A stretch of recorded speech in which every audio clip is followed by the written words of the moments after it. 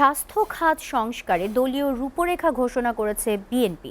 দুপুরে গুলশানে চেয়ারপারসনের রাজনৈতিক কার্যালয়ে এক সংবাদ সম্মেলনে এই রূপরেখা তুলে ধরেন দলটির স্থায়ী কমিটির সদস্য ডক্টর খন্দকার মোশাররফ হোসেন।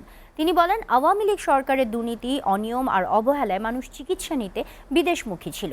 তাই দেশে আন্তর্জাতিক মানে চিকিৎসা সেবা নিশ্চিতে ৩ বছর মেয়াদী পরিকল্পনার কথা তুলে ধরেন ডক্টর খন্দকার মোশাররফ হোসেন।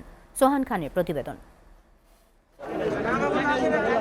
মানিকগঞ্জ জেলা বিএনপির নতুন আহ্বায়ক কমিটির সদস্যদের নিয়ে শহীদ রাষ্ট্রপতি জিয়াউর রহমানের সমাধিতে শ্রদ্ধা জানান দলটির সিনিয়র যুগ্ম মহাসচিব রুহুল কবির রিজভী। পরে সাংবাদিকদের তিনি বলেন, আওয়ামী ষড়যন্ত্র রুখতে হলে দ্রুত সংস্কার শেষে অন্তর্বর্তী সরকারকে নির্বাচন দিতে হবে। কে দল গঠন করবে না গঠন করবে সেটা সেই ব্যক্তি বা সংগঠনের দায়িত্ব, কিন্তু এটা প্রধান উপদেষ্টার দায়িত্ব নয়। সরকারের দায়িত্ব হচ্ছে যে প্রত্যেকে যাতে প্রতিযোগিতা করতে পারে, অংশগ্রহণ করতে পারে এবং একটি নির্দিষ্ট সময় এবং দ্রুততর সময়ের মধ্যে অবাধ সুষ্ঠু নির্বাচন নিশ্চিত করতে পারে। এর আগে স্বাস্থ্যখাত সংস্কারে দলীয় রূপরেখা দিতে গুলশানের চেয়ারপারসনের রাজনৈতিক কার্যালয়ে সংবাদ সম্মেলন করেন দলটির স্থায়ী কমিটির সদস্য ও সাবেক স্বাস্থ্যমন্ত্রী ডক্টর খন্দকার মোশাররফ হোসেন। বিগত সরকার স্বাস্থ্য খাতে উদাসীনতার কারণে জনগণ প্রত্যাশিত সেবা থেকে বঞ্চিত হয়েছেন, আর চিকিৎসা সেবা নিতে অনেকে বিদেশমুখী হয়েছেন বলেও দাবি খন্দকার মোশাররফ হোসেনের।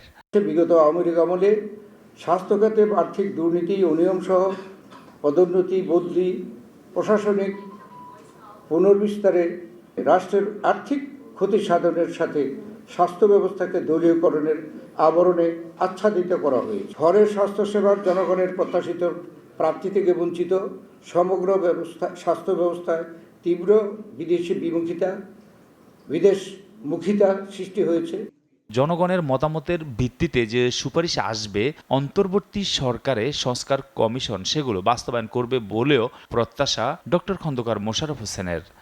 আমরা এই প্রস্তাবনাগুলো উপস্থাপন করছি, যে প্রস্তাবনাগুলো যদি এই সরকার গ্রহণ করে, পরবর্তী যে সরকারই জনগণের সরকার, জনগণের নির্বাচনে নির্বাচিত হবে, সেই জনগণের সরকার সেগুলো বাস্তবায়ন করবে।